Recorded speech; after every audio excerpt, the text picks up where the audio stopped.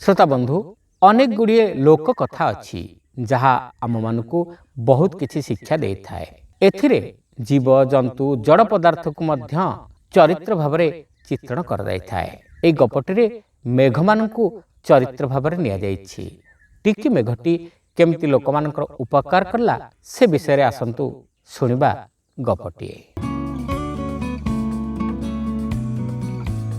त्रिगर्त राज्यर सबु लोके कृषक से माने उत्तम फसल निमंते केवल वर्षा उपरे निर्भर करिथांती। थरे केते जण विदेशी व्यक्ति से राज्य भितर दे जाउथिले सेतेबेले आकाश रे मेघ भरी रही थाए। मेघमाला को चाहि जण विदेशी तार साथी मानकु कहिला, अरे भाई आम राज्य रे एमती मेघ आसिले आमे माने मेघमाला उद्देश्य नमस्कार करू। ए देशर तो कहीं सेमती किछि देखु नाही। लोके मेघ मानकु सम्मान जणाउ नाहंती। लोक माने मेघ को देखि उल्लसित भी होना, मेघर पूजा अर्चना करूना, कहीं जड़े हेले घर बाहरी मेघ उद्देश्य प्रणाम भी करूना। मेघ माने एक शुणिदेले। एक शुणी मेघ मान भितर बहुत आलोचना है। से सब कथा जाई सरदार पाखरे गोटी गोटी करी कहले। अधिकांश मेघ कहले ए राज्य रे हमर आदर नाही, आमे एठार रहिबा काहेकि। सरदार टिके चिंता कले, तापरे सेमानकु कहले चल बेगी बेगी आमे माने ए राज्यर आकाशरू हटि जिबा, अन्य राज्य को चली जिबा, आउ ए राज्य रे पाद देबा नाही। मेघ माने से राज्यर आकाशरू उड़ी गले। से राज्यर सीमा बाहर को जाई मेघ सरदार मेघ मानकु कहिला, खबरदार कदापि केही त्रिगर्त राज्य उपरे वर्षा करिबो नाही। सेठार लोक माने हैरान होंतु, से माने हमकु सम्मान करू नाहंती। वर्षा बिना चाषबास करि न पारी भोक उपासे छटपट होंतु। कूओ पोखरी रे पानी न पाई पशु पक्षी तथा मनीष कलबल हुंतु। यहाँ ही तांको पाई हबो उपयुक्त दंड। बस मेघ माने तेणिक आउ त्रिगर्त उपरकू गले नाही। कृषक माने वर्षा पाई अपेक्षा करी करी हताश हेले।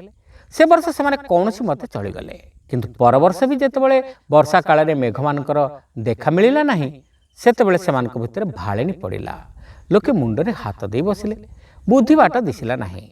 जलाभावे सारा राज्य पीड़ित है। हठात दिने खंडे छोटिया मेघ त्रिगर्त आकाश को पशि आसिला और किछि समय पे वर्षा करी पुणी उड़ी चलीगला। लोके खुशी हुई भाविले एणिक बोधे वर्षा हेबो। से माने समस्त संचित बिहन खेत रे बुणीदेले। तेणे टिकी मेघ खंडिक त्रिगर्त बाहर को जीवा मात्रे अन्य मेघ मान ताकू घेरी जाई कहले, हईरे टोका तोरे एते बहप, तू दया देखैबाकू त्रिगर्त ऊपर को उड़ी गलु। तते किए कहला सेठाकू जीवा पई? दया देखाइथिली बोली भाबुछ? से लोक मानकू हैरान करबा तुमर उद्देश्य तो मु तुम मानक तुलना रे बेसी हैरान करि पारिछि। वर्षा हेबो भाबी से माने एबे तांकर बिहन तक शेष करदेले। एबे खाइबे कोन? छोट मेघटी कहला। थरे जाओ देखिबो से माने किपरि हाहाकार करूछंती। ए सब देखि तमे बेस आनंदित हेबो। टिकी मेघ पुणी कहला। मेघ माने दळ बांधी त्रिगर्त लोकंकर हाहाकार देखिबाकू आसिले। आकाश रे से व्यापक मेघमाला देखि राज्यर आबाल वृद्ध वनिता बाहरी मेघमाला मानंकु नमस्कार कले आउ स्वागत जणाइले। आनंद से माने अश्रु संवरण करि पारले नाही। टिकी मेघ मेघमालार सरदार को कहला, देखुच लोके हमको बहुत सम्मान देखाइलेनी। आमको देखि सेमानकर आनंदर सीमा नाही। आउ सेमानको हैरान करबा दरकार कोन? ठीक कथा कर वर्षा, सरदार कहला। संगे संगे मुसळ धारारे वर्षा हैला। लोक मानकर आनंद कहले न सरे।